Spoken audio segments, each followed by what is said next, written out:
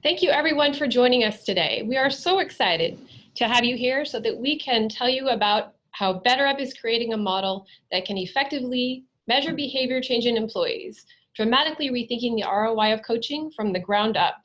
My name is Lisa Tennyson, and I'm the Marketing Communications Lead for BetterUp, as well as your host for today's webinar. If at any time you have a question, feel free to enter it into the Q&A box, and we will try to answer as many questions as possible at the end of the presentation. Please note that we will be recording today's webinar, and we will post it to our blog, and also we'll send you a follow-up email with a link to the recorded webinar.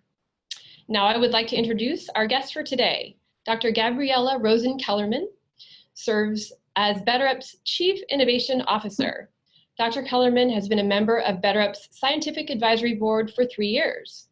Prior to BetterUp, Dr. Kellerman founded healthcare technology company LifeLink and served as as an executive at Castlight Health. Dr. Kellerman holds an MD from Mount Sinai School of Medicine and her BA from Harvard. She trained in psychiatry and behavioral science at UCSD and also worked at the World Health Organization in Geneva. Her interests include population behavior change, productivity management, measurement, and digital health. With that, I'd like to turn the mic over to Dr. Kellerman to begin her presentation, Managing Coaching's Daily Dividends, Understanding the ROI for Enterprise Coaching. Dr. Kellerman? Great, thanks, Lisa, and thanks for having me on the call today. So I'm glad to have the opportunity to share this work with a broader audience. I'd say we've seen a fair amount of interest in the topic, both from partners and coaches who want to have a better understanding of the business impact of coaching. So we have only about 25 minutes here, but I am going to try and cover a fair amount of ground. And as I'm speaking, as Lisa mentioned, you can chat questions to us as they arise, and I'll answer as many of them as we have time for at the end. To give an overview sense of where we're headed, for those who don't know what BetterUp is, I'll just give a 1-minute high-level overview on the company for context. Then we'll start out by answering the question, why does ROI matter to BetterUp? Next, we'll take a tour of previous approaches to the question, followed by an overview of the key challenges and goals for the work. Then I'll take you through the first step of the ROI work, which was measuring individual level outcomes for the coaching. And then we'll look at the business impact that we found in stage 2 in order to answer a pretty important question, which is coaching for which employees yields the greatest ROI. Finally, we'll end with a look at what we believe to be the key drivers of ROI, and as I mentioned, wrap up with some questions. So for those of you who don't know what BetterUp is, I want to give a 1-minute overview of the service to help you understand what we're measuring. BetterUp offers executive level coaching at scale. It's mobile enabled, one-on-one coaching with best-in-class professional coaches around the globe. We partner with employers to offer what was once exclusively a C-suite service to a broader swath of leaders in your organization. The coaches use evidence-based techniques combined with micro-activities and learning resources to help our members achieve new levels of professional performance and personal growth. If you're interested in learning more about the service, you can learn more and get a customized demo at betterup.co/demo, and we'll have that link again at the end of the presentation as well. All right, to start off our discussion of ROI, I want to ask the question, why has BetterUp invested time in developing an ROI model for coaching? Coaching has not historically been focused on ROI. The ROI story was somewhat of an implicit part of the more explicit value that individuals who benefited from coaching experienced with each session. The problem is that this implicit approach to value creates very real limitations both for the business and for the field. On the business side, it's no surprise to anyone on this call, I'm sure, that HR is now a data-driven field. Purchasing decisions for any service are expected to be founded in a clear business case. We validated this ourselves in a buyer survey about purchasing decisions for coaching services. And what we found was that ROI was the second most important purchasing criteria for HR buyers of coaching services. So from a business standpoint, it was obvious to us that we had an imperative to quantify the impact that our work was having on organizational outcomes. A very separate lens here is around the field itself and the science of coaching. BetterUp was built from the ground up to advance the science, and we can't do that unless we can measure and track outcomes. By understanding outcomes, we can feed back into our methodology and our approach, creating a continuous improvement engine for our service. Our hope is that as we share findings and refine our approach, we'll be able to contribute to the advancement of the coaching field more generally, so that coaches can help their customers see the change they seek as efficiently as possible.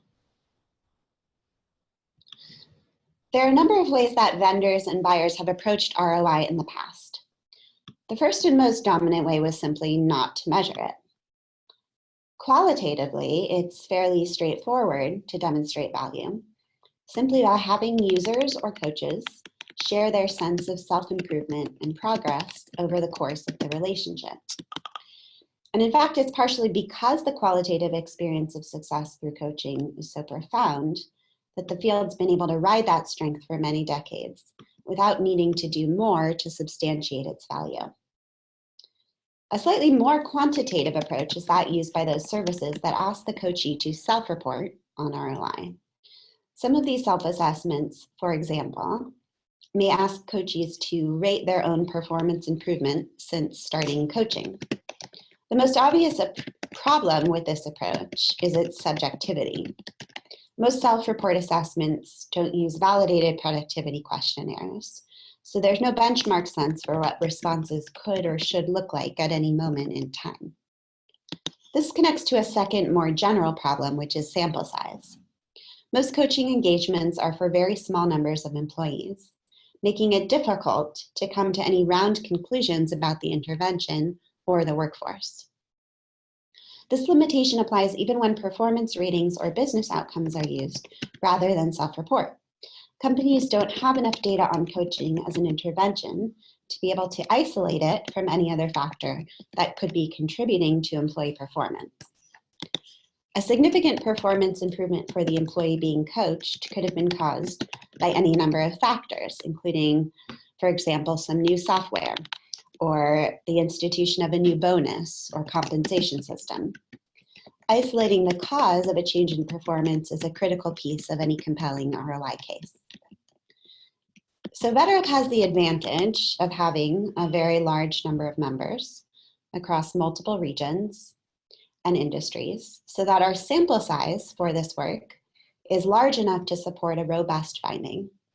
We have also, as we'll see, relied on a few key metrics that isolate the impact of coaching so that we can track the effects of that service as opposed to other confounders.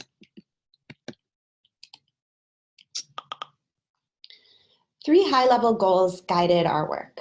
First of all, we wanted to produce a model that is clear and streamlined. At the mathematical and statistical level, we aim to avoid some of the traps that unnecessary complexity can introduce. The trade-off for that level of clarity is that it can lead to an underestimation of impact. That was a risk we preferred to take over inaccuracy and overestimation. Second, we wanted our model to be based on the strongest scientific evidence to date from the most reputable sources in the field, academic leaders and institutions whose research we're proud to incorporate. And finally, we wanted to offer a novel, holistic approach to coaching that addresses both the personal and professional benefits of this intervention. It's a first for the field to not only build our product holistically, but also to measure ROI across these traditionally siloed areas. So now we'll transition to looking at our model itself. I mentioned earlier that the model was developed in two stages. The first stage focused on measuring individual level outcomes. Those of you familiar with BetterUp may recognize this slide. It outlines a subset of the outcomes that BetterUp sees across our population on average through our interventions. Every BetterUp user completes an assessment at the beginning of their journey, and then repeats that assessment at intervals over the course of the coaching relationship. We know what these numbers can and should look like over time for individuals both who do and do not receive coaching. Those of you who've used BetterUp for your employees know that we report to you on these and other measures for your population, and we can compare those improvements with the numbers that we see in other populations. Stage 2 in this process now takes those individual inputs and converts them through our algorithm into business impact. We think of business impact in 3 buckets. First, performance. Performance includes productivity. There's a huge variation in how productive each employee is, and part of a coach's work is to help each individual achieve their full potential in terms of business productivity. We mentioned earlier that productivity is difficult to measure because of confounders, which are other variables that can impact productivity either positively or negatively and obscure the true effect of coaching. I gave the example earlier of some new workplace software or a new compensation system. Our approach tackles this confounder challenge by measuring the psychological resources that underpin productivity and whose relationship to productivity has been isolated and modeled through decades of research. We know that our coaching impacts those psychological resources in predictable ways across our user population. If at the individual level, we can demonstrate improvements in those individual resources, we can then follow those forward to the productivity outcomes that those resource improvements predict. Another component we include in performance is days on the job. While some absence is involuntary, a measurable component of the number of days missed is attributable to a specific set of underlying psychological resources. Again, by measuring the improvement in those resources, we can isolate the impact of improving them on the business outcomes of interest. Retention is the second category of outcome that our model measures. It's long been argued that coaching leads to improved retention, but no clear mechanism has been offered for that.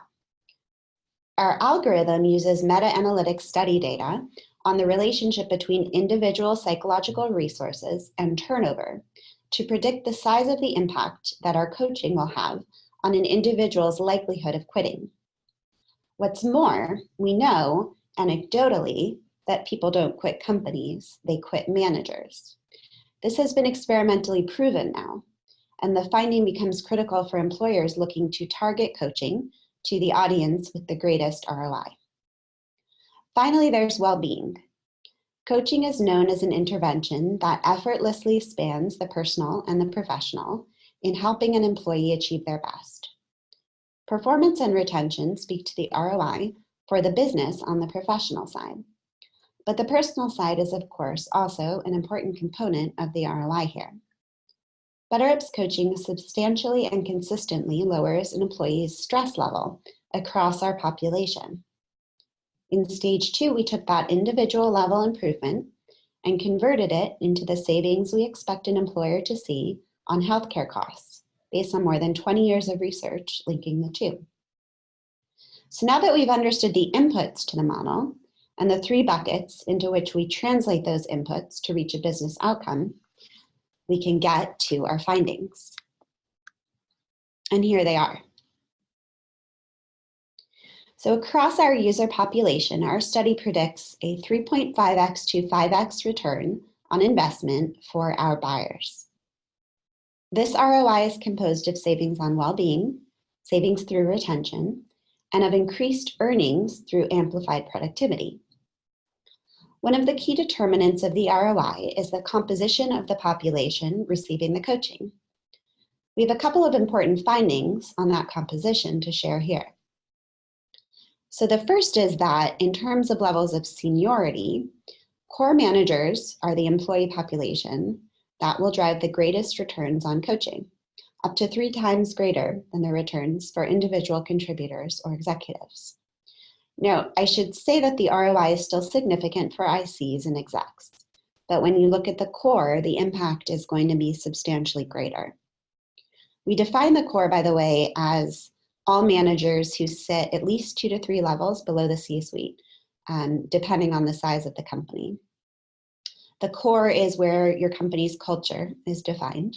The core is where your future leaders will come from. And it's where your high potentials will either thrive or quit. So many of our customers ask us, which employees is it smartest to coach? And the answer here is that if you have to choose, your core managers are the place to focus.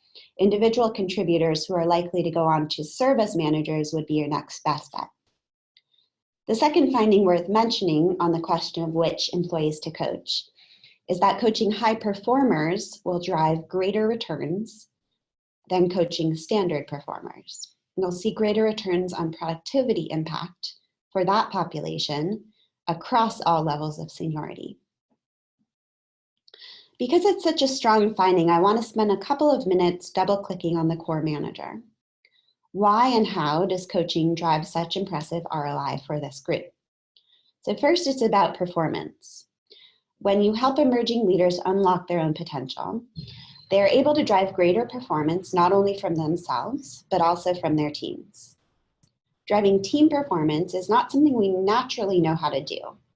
Coaching is an efficient and effective means of accelerating development of that skill.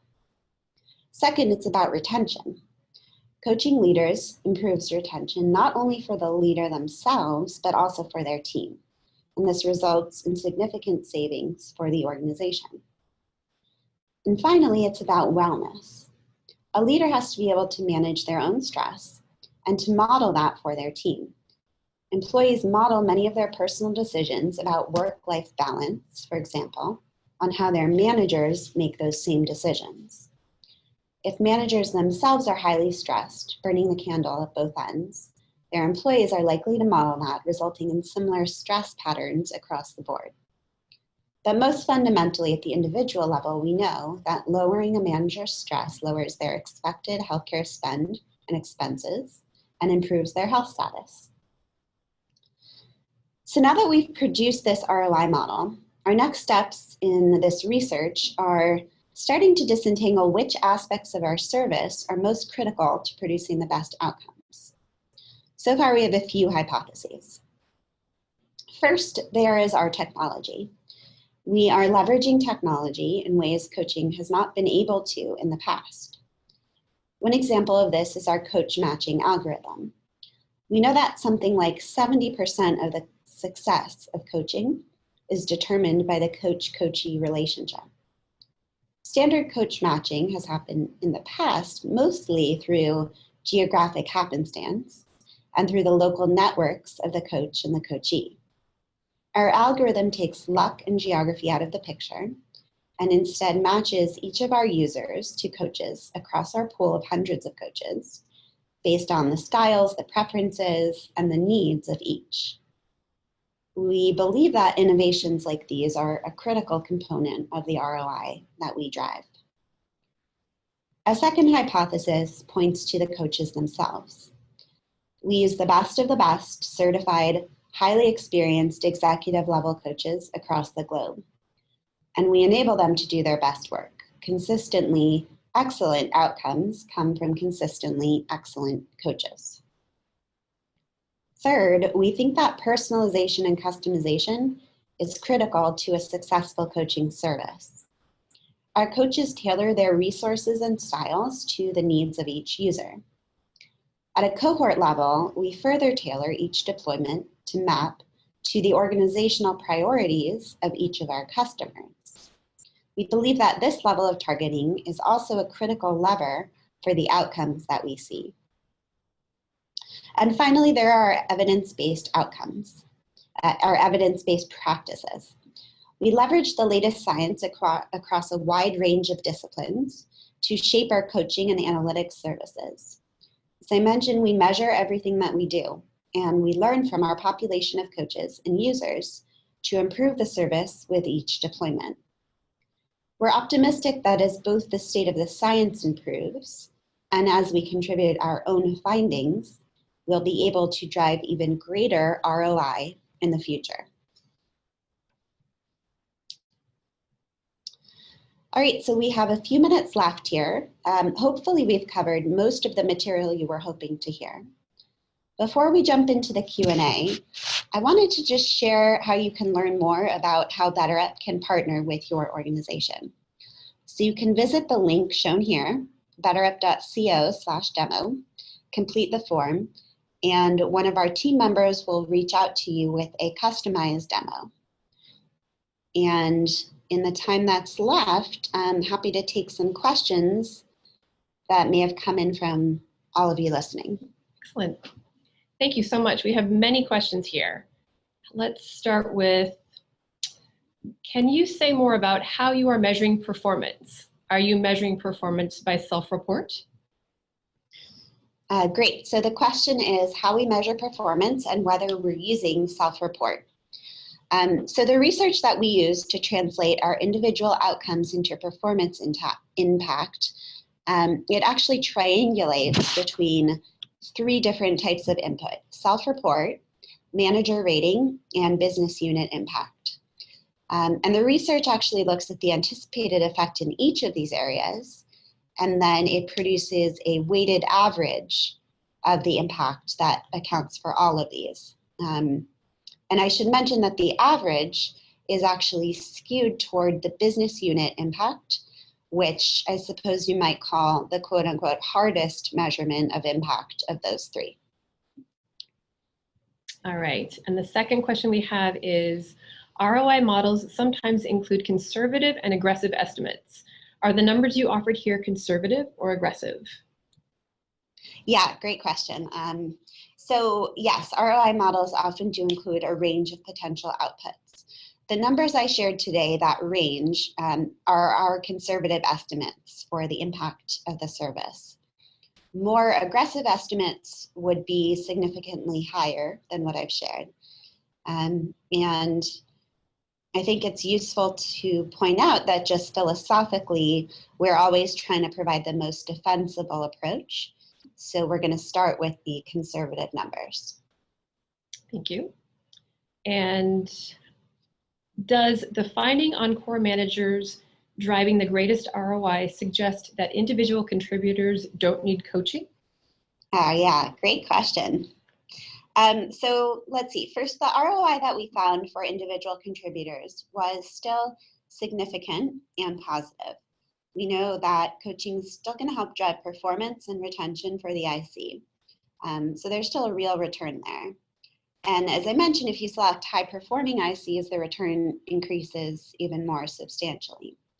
But on this topic, I think it's also worth considering and mentioning that ICs are often effectively either a manager in waiting, meaning they're going to become a manager at some point, and so you're going to see that return when that promotion happens, or they're vertical leaders. So they don't necessarily have a team that they manage, but they have influence in a vertical way that can drive those greater returns.